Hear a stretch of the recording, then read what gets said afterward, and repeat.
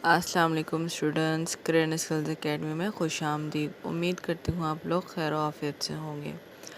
आज हम सीखेंगे कि हम किस तरह से एक बेहतरीन टेक्स्ट लोगो कह लें आप या बेहतरीन इंस्टा इमेज कह लें आप, इस तरह से हम किस तरह एक अच्छी बेहतरीन तस्वीर बना सकते हैं पेपर पे एम्बोस्ड हुई हुई। आप लोगों ने अक्सर देखा होगा ये डिज़ाइन बहुत चलता है। पेपर पे एम्बोस्ड हुआ हुआ सिग्नेचर स्टाइल आजकल यूज़ हो रहा है बहुत। लोग उसको एज अ लोगो भी यूज़ कर रहे हैं और उसको अपने जो पोस्ट है उसको शेयर करने के लिए भी यूज़ कर रहे हैं। तो उसमें आप डिफरेंट किस्म की काम कर सकते हैं। आप कोई किसी किस्म की अक़वाल ज़री लिख सकते हैं, कुरानिक आयतें लिख सकते हैं और आप जो है अपना नाम लिख सकते हैं, या आप उसको बिज़नेस के तौर पर लोगो की तरह भी इस्तेमाल कर सकते हैं कि आप उसमें अपना एज अ लोगो या बिज़नेस कार्ड भी आप इसको इस्तेमाल कर सकते हैं।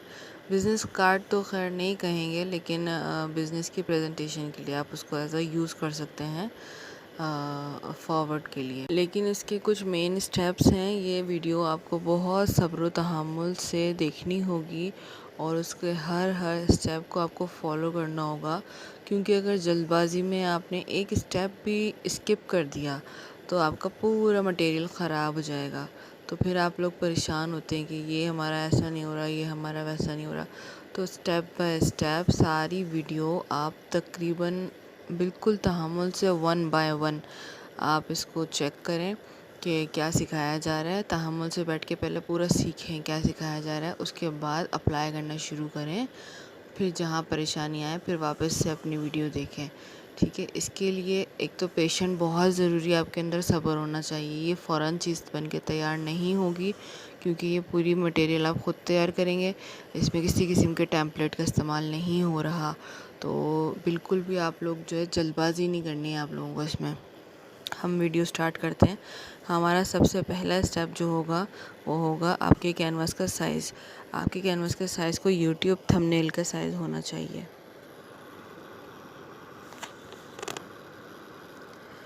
ये इमेज साइज़ है। जहाँ से आप बैकग्राउंड चेंज करते हैं वहाँ पे आगे इमेज साइज़ का आपको ऑप्शन मिलता है। आप इमेज साइज़ पे क्लिक करेंगे। अब देखें कस्टम, जहाँ पे कस्टम लिखा हुआ है प्रीसेट कस्टम, कस्टम को ओपन करेंगे। यूट्यूब थंबनेल आपको दिख रहा होगा 1 2 3 4 5 कॉलम में आपको यूट्यूब थंबनेल दिख रहा होगा। आप वो सेलेक्ट कर लें। ठीक है, 16:9 रेशियो हमारा होगा पेज 16:9 रेशियो का। देखें जी हमारा जो पेज है वो तैयार हो चुका है। अब हम टेक्स्ट एडिट करेंगे।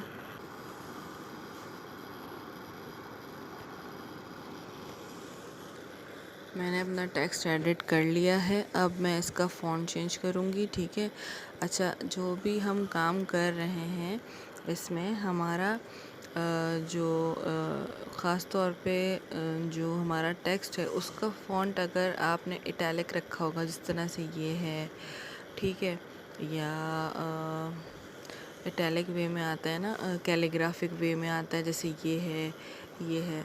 तो अगर आप इस तरह के फ़ॉन्ट यूज़ करेंगे तो ये बहुत अच्छे फ़ॉन्ट होते हैं।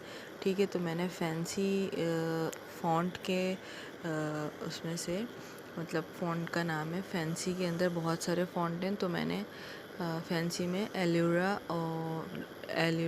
रेगुलर फ़ॉन्ट अपना यूज़ करा है मैंने। ठीक है, अब मैंने ये यूज़ कर लिया है। मैं चाह रही हूँ उसको थोड़ा सा थिक हो जाए ये, तो फ़ॉन्ट के बराबर में ही बी स्टाइल का एक ऑप्शन आपको मिलता है।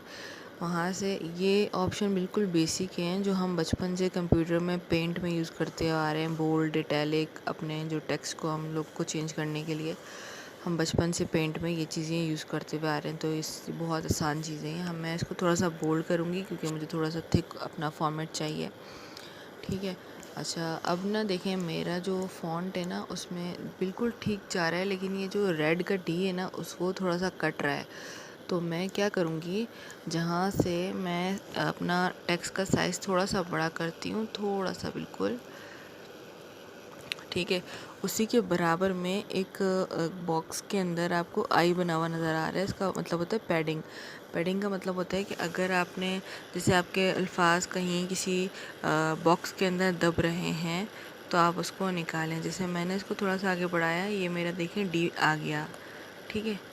ये देखें एक स्पेस खुल गई बॉक्स के अंदर। जो एक अगर आपका टेक्स्ट दब रहा होगा तो वो पैडिंग के ज़रिए वापस बाहर आ जाएगा और थोड़ी सी स्पेस खुली हो जाएगी। देखें जी, ये मेरा टेक्स्ट तैयार हो चुका है। अब मैं इसका कलर चेंज करूँगी। इसका मैं कलर रखूँगी ब्लैक, और आपने भी इसका कलर ब्लैक ही रखना है क्योंकि आगे जाके हमें सिर्फ ब्लैक कलर पे ही काम करना है, ठीक है। अगर आप इसका कोई गलत कलर इसमें इस वक्त चूज़ कर लेंगे अपनी पसंद का, तो आगे जाके आपको बहुत परेशानी हो सकती है। आपने सिर्फ ब्लैक कलर ही चूज़ करना है, ठीक है। अब मैंने जो है इसको मज़ीद अच्छा खूबसूरत बनाने के लिए अपने पास एक रोज़ पीएनजी क्लिप आर्ट रोज़ पीएनजी डाउनलोड करके रखी हुई है। आप किसी भी किस्म की तस्वीर डाउनलोड करके रख सकते हैं, अपना मोनोग्राम यूज़ कर सकते हैं, लेकिन वो ब्लैक कलर में होना चाहिए। जैसे कि मैं आपको अभी इंपोर्ट करके दिखाऊंगी। ये देखें, ये मेरा जो क्लिप आर्ट मैंने डाउनलोड करा है। इसको अगर आप इस तरह की तस्वीर लेना चाहते हैं तो इसको क्लिप आर्ट इमेज कहते हैं। क्लिप आर्ट रोज़ इमेज आप लिखें, गूगल पे लिखें क्लिप आर्ट रोज़ इमेजेस या वेक्टर रोज़ इमेजेस, तो आपको इस तरह की तस्वीरें आएंगी। आपने इस तरह की ही तस्वीर लेनी है और फिर इसका बैकग्राउंड रिमूव करना है। आपने कलरफुल तस्वीर नहीं लेनी क्योंकि हम इसमें ही इसका बैकग्राउंड रिमूव करेंगे। पिक्सेल ऐप में बैकग्राउंड रिमूव नहीं करेंगे, एक तरह से हम जो ये ब्लैक कलर है ना उसको रिमूव करेंगे। तो अगर हम किसी और कलर का लेंगे तो मल्टी कलर का लेंगे तो वो रिमूव नहीं होगा। या शेडेड कलर लेंगे, जैसे रेड है, रेड में कहीं मरून आ रहा है, कहीं रेड आ रहा है, क्योंकि रोज़ तो ऐसा ही होता है। तो उसमें क्या होगा, जो रियल रोज़ होता है तो उसमें क्या होगा, हमारी इमेज सही से ना रिमूव नहीं कर पाएगी कलर को, और हमारा जो मटेरियल है वो बन के तैयार नहीं हो पाएगा जो हम चाह रहे हैं। तो मैं इसको सेलेक्ट करती हूँ अपने पास। अब देखेंगे मेरे पास आ चुका है, लेकिन ये थोड़ा सा बड़ा है। मैं इसको थोड़ा सा छोटा करूँगी अपनी इमेज के हिसाब से, ठीक है। इसको थोड़ा सा मैं तिरछा करूँगी ताकि ये खूबसूरत लग पाए, जो मैं बनाना चाह रही हूँ वो बन जाए इसमें, ठीक है। देखेंगे तकरीबन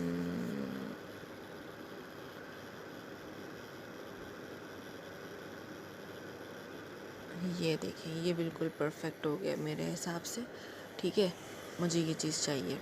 ये अब मैं क्या करूँगी, अब मैं लेयर के ऑप्शन पे जाके इन दोनों लेयर्स को मर्ज कर दूँगी। जैसे आपको मर्ज करना सिखाया है ना लेयर, इन दोनों लेयर को मैंने मर्ज कर दिया यहाँ पे, ठीक है। ये देखें जी, एक लेयर बन चुकी। तो मैंने ये अपनी जो इमेजेस हैं वो मर्ज कर ली हैं। अब मैं अपने गैलरी में से एक इमेज और इंपोर्ट करूँगी। मैं इमेज इंपोर्ट कर रही हूँ, बैकग्राउंड नहीं ले रही। सब बच्चे ध्यान रखें कि आपको इस स्टेप में आकर इमेज ही लेनी है, बैकग्राउंड नहीं लेना। इमेज इंपोर्ट करेंगे अपनी गैलरी में से, और हमें ये वाली इमेज चाहिए जो आपको अभी स्क्रीन पे शो हो रही है। हमें ये इमेज चाहिए। तो ये इमेज जो है हमेशा से यही यूज़ होती है और हर बच्चा यही यूज़ करेगा। कोई अपनी मर्ज़ी की इमेज यूज़ नहीं करेगा, क्योंकि ये जो थीम है वो इसी इमेज पर बनती है, ठीक है। तो इसके अंदर हम काम कर सकते हैं मुख्तलिफ़ कलर के, लेकिन हमें जो हमारा बेस होगा मटेरियल वो यही इमेज रहेगी। तो ये हम डिस्क्रिप्शन में भी दे देंगे यूट्यूब चैनल के, और आपको ग्रुप में भी सेंड कर देंगे इंशाल्लाह। मैंने ये इमेज ले ली है। इसको मैं अपने जो क्या बोलते हैं जो मेरा पेज है, जो मेरा कैनवास है, इसको मैं फ़िट कर लेती हूँ। देखें ये मेरा फ़िट हो गया है पूरा कैनवास के ऊपर, ठीक है। अब देखिए यहाँ पे आपको दो लेयर्स दिख रही होंगी, एक रोज़ेज़ वाली लेयर दिख रही होगी जो मैंने बनाई है, और एक पेपर वाली लेयर दिख रही होगी जो अभी हमने ऐड करी है। तो मैं रोज़ेज़ वाली लेयर को ऊपर मूव करूँगी, जैसे कि मैंने आपको पहले बताया था। अब मैं रोज़ेज़ वाली लेयर को ऊपर मूव करूँगी इस तरह से। देखिए ये मेरे टेक्स्ट के ऊपर आ चुका है। ये मेरे पेज के ऊपर आ चुका है। अब मैं इसको थोड़ा सा ना तिरछा करूँगी ताकि मेरा जो पेज है उसमें इस तरह से सेट हो जाए, ये पूरा ना अच्छे से ख़ूबसूरत तरीके से सेट हो जाए। ठीक है, ये जी मेरा सेट हो चुका है। मुझे इसी तरह उसको रखना है। आप अपने हिसाब से सीधा रखें, तिरछा रखें, आपको जिस तरह से भी सूट करता है आप उस तरह से अपने टेक्स्ट को और इमेज को रख सकते हैं। और इसमें इमेज लगाना बिल्कुल ज़रूरी नहीं है, आप सिर्फ टेक्स्ट का काम भी कर सकते हैं। तो अब मैं इन दोनों इमेजेस को मर्ज कर दूंगी। ठीक है, मैं इन दोनों इमेजेस को मर्ज करने लगी हूँ। ये देखें,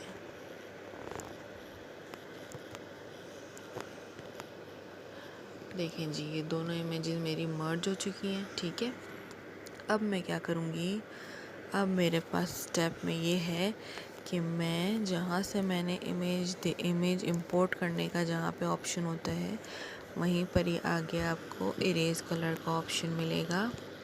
इरेज कलर का ऑप्शन मिलेगा। इरेज़र का इस्तेमाल हम नहीं करेंगे, इरेज कलर का ऑप्शन करेंगे।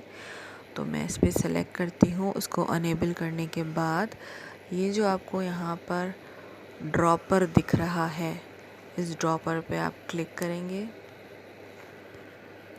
उसके बाद अपनी इमेज में से ब्लैक कलर चूज़ करेंगे, टिक करेंगे। ये देखें जी, आपका कलर गायब हो गया।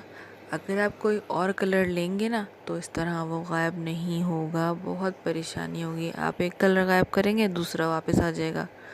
तो इसलिए आपने जो इमेज और जो टेक्स्ट यूज़ करना है वो सिर्फ ब्लैक कलर में यूज़ करना है। यानी ओवरऑल आप चाहे अपना मोनोग्राम यूज़ करें, आप चाहे कोई इमेज यूज़ करें, आप चाहे सिर्फ टेक्स्ट यूज़ करें, आप चाहे टेक्स्ट और मोनोग्राम दोनों यूज़ करें, आप चाहे कोई तस्वीर या इस तरह की टेक्स्ट यूज़ करें, तो उसकी जो टेक्स्ट जिसको जो कलर होगा वो ब्लैक होना चाहिए, ताकि जब आप कलर रिमूव करें ना तो वो एक साथ पूरी तरह से रिमूव हो। अच्छा जी, यहाँ तक हो गया है आपका आधा काम कंप्लीट। अब आपने यहाँ से बहुत सब्र का दामन पकड़ के रखना है। ठीक है, अब आपने लेयर पे जाकर अपनी ये वाली लेयर को लॉक कर देना है ताकि ये कहीं मूव ना हो सके। अब आपने दोबारा से एक तस्वीर इंपोर्ट करनी है, ये वाली। ये तस्वीर भी इंशाल्लाह आपको डिस्क्रिप्शन में मिल जाएगी और हम ग्रुप में भी भेज देंगे। तो ये आपको सिर्फ ब्लू कलर आपको दिख रहा है, इसको आप अपनी मर्ज़ी से किसी भी कलर का चेंज कर सकते हैं, वो हम आपको आगे बताएंगे इंशाल्लाह। तो हम इसको सेलेक्ट कर लेते हैं। सेलेक्ट करने के बाद इसको अपने टेक्स्ट के ऊपर हमें फिट करना है, टेक्स्ट के ऊपर, कि जितना हमारा टेक्स्ट हो सिर्फ उतनी ही हमें ये इमेज चाहिए। ठीक है, अभी देखें, ये देखें मेरा टेक्स्ट हाइड हो चुका है इस इमेज के ऊपर। तो अब मुझे सिर्फ इतना ही इमेज चाहिए। ठीक है, अब मैं क्या करूँगी कि अपना जो मेरा जो टेक्स्ट वाला इमेज है, टेक्स्ट वाली जो वो है जो नीचे हुई हुई, उसको मैं ऊपर ले आऊँगी। ये देखें जी, ठीक है, ये हो गया मेरा यहाँ पर तैयार। अब अगर आप चाहते हैं, ये कलर आपको बहुत अच्छा लग रहा है तो आप इसको कंटिन्यू कर सकते हैं, और अगर आप चाहते हैं कि आप इसका कलर चेंज करें तो आप यहाँ से ये आपको कलर फिल्टर का एक ऑप्शन मिलेगा। लेकिन याद रखिएगा, अच्छा, अगर आप चाहते हैं कि आप इसको ही कंटिन्यू करें तो आप इसको ही कंटिन्यू कर सकते हैं। अभी मैं आपको एक स्टेप बताऊंगी कलर चेंज करने का। तो अगर आप चाहते हैं ये कलर आपको अच्छा लग रहा है, प्यारा लग रहा है, तो आप इसको डायरेक्ट कंटिन्यू कर सकते हैं, आप इसका कलर चेंज मत करें। लेकिन अगर आप चाहते हैं कलर चेंज करने का तब आप ये स्टेप फॉलो करें। लेकिन ये बात ध्यान में रखिएगा कि जब आप कलर चेंजिंग का स्टेप फॉलो कर रहे हों उस वक़्त आपका जो रोज़ेस और जो पेज वाला बैकग्राउंड एक तरह से वाला पेज है वो लॉक होना चाहिए, उसके ऊपर आप काम ना करें। और आपकी इमेज जो आपने अभी अपलोड की है, यानी ब्लू कलर की जो इमेज आपने अपलोड की है, वो आपकी उस लेयर पे काम हो रहा हो। जैसे कि मेरी जो बैकग्राउंड वाली जो जिस पे मैंने टेक्स्ट और फ्लावर लिखा है, देखें ये लॉक हुई भी है, ठीक है। अब ये इस पे काम नहीं हो रहा, मैं जो भी काम कर रही हूँ वो ये वाली लेयर पे काम कर रही हूँ। इस पे नीचे ब्लू लाइन इस पे बनी हुई आ रही है, तो मैं इस पे काम कर रही हूँ, ठीक है। तो अब यहाँ पे आप देखें, जहाँ से हम स्ट्रोक वगैरह चेंज करते थे, यहाँ पे कलर फ़िल्टर का ऑप्शन आ रहा है, उस पर क्लिक करेंगे तो यहाँ पे डिफरेंट किस्म के कलर ह्यू आप बढ़ाते हैं। ये देखें, ये डिफरेंट कलर होते जाएंगे। आप इसको कम करेंगे तो और डिफरेंट कलर आते जाएंगे आपके पास। ये रेड आ गया, इस तरह से इसको आप बढ़ाएंगे तो इस तरह से ये अब मेरे पास मुझे डार्क कलर रेड रखना है, ठीक है। मैं चाह रही हूँ मैं रेड कलर का बनाऊँ।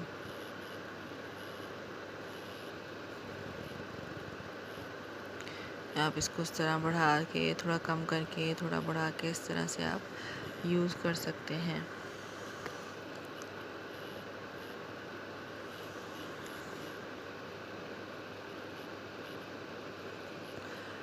ठीक है, नीचे और भी ऑप्शन है ब्राइटनेस के। ब्राइटनेस तेज़ करनी है, कम करनी है, हमें थोड़ी सी कम करनी है ताकि हमारा टेक्सचर जो है वो पेपर वाला टेक्सचर आए हमारा। कंट्रास्ट हमें हल्का सा बढ़ाना है। और ये सारा काम आप अपने हिसाब से कर सकते हैं, कोई ज़बरदस्ती नहीं है, आपने इतना ही रखना है। आपको जो चीज़ सूट कर रही होगी आप वो रखेंगे, ठीक है। मुझे ये कलर रखना है, मैंने ये कलर सूट कर लिया है अपने अपने उसके ऊपर, ठीक है। अच्छा जी, अब हमें क्या काम करना है कि हमें जो हमारी ग्रीन पेपर वाली जो लेयर थी, अब हम उसको लॉक कर देंगे, ठीक है। अब जो हमारी रोजेज़ और रेड वाली लेयर जिस पे मैंने टेक्स्ट लिखा है और इमेज लगाई है, उसको हम अनलॉक करेंगे। अब सारा काम हम उस लेयर पे करेंगे, लेकिन ये बात ध्यान रहे कि जब भी आप लेयर पे काम करें तो उस लेयर के नीचे इस तरह की ब्लू लाइंस आनी चाहिए। जो लाइन नीचे आ रही है, इसका मतलब ये होता है कि आप इस लेयर पे काम कर रहे हैं, ठीक है।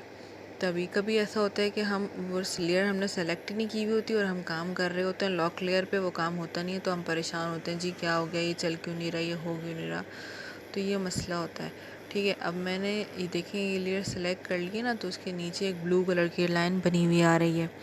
तो हम उस पर अब अपनी फ़र्स्ट लेयर पे काम करना शुरू करते हैं। तो अब आप यहीं पर ही जिस प्रॉपर्टीज़ में, जिस पेंटागोनल शेप में आप इम्पोर्ट करते थे, इमेज इम्पोर्ट करते थे, वहीं पर ही आपको इम्बोस का ऑप्शन मिलेगा, ये वाला। ये इम्बोस का ऑप्शन आपको मिलेगा, आपने इस पर क्लिक करना है, इसको अनेबल करना है। लेकिन जैसे ही आपने अनेबल करा ना, देखें ये हल्का सा एम्बोस पे चला गया है, ऐसा लग रहा है एम्बोस है। अब आपको यहाँ से अपनी जो लाइट्स वगैरह हैं, ये बल्ब के ज़रिए, देखें ये बल्ब जैसे जैसे मैं घुमाऊंगी आप देख सकते हैं हल्का फुल्का सा एम्बोसमेंट में रोशनी चेंज हो रही है, ठीक है। इस तरह से आपने इसको सेट करना है। मैं 94 पे रखूँगी, 95 94। आप भी इस तरह से रख सकते हैं और इसकी इंटेंसिटी देखने का आप बढ़ा सकते हैं कि इस पर कितना ज़्यादा डार्क इफ़ेक्ट आना चाहिए पेपर का। आप इसको कम भी कर सकते हैं इस तरह से, ठीक है। एम्बियंट लाइट का मतलब ये होता है कि आप चाह रहे हैं कि आपके किस टेक्स्ट के ऊपर किस तरह से लाइट पड़े, किस एरिया से, किस एंगल से लाइट पड़े, तो वो आपने यहाँ पर सेट करना होता है, ठीक है। इस तरह से स्पेकुलर हार्डनेस यानी कि जो उसका एक मकसद ये कि जैसे आप पेपर पे लिखते हैं तो एक गड्ढा सा बन जाता है पेपर पे, पेन का एक निशान आ जाता है, वो आएगा, किस तरह आना चाहिए, कितना आना चाहिए। और ये जो बेवल का मतलब होता है कि गड्ढे जो हैं वो कितने चौड़े और कितने पतले होने चाहिए, ये देखें इस तरह से, ठीक है। तो ये आपकी जो इमेज है ना वो तैयार हो चुकी है। अब आप इसको थोड़ा सा आगे पीछे भी कर सकते हैं इस तरह से, ताकि आप अपना जो बैकग्राउंड है आपका पीछे का, उसमें आप ठीक से इसको एडजस्ट कर सकें। ये देखिए, ये मेरी तस्वीर बिल्कुल परफेक्ट बन के तैयार हो चुकी है। इस तरह से आप भी बना सकते हैं।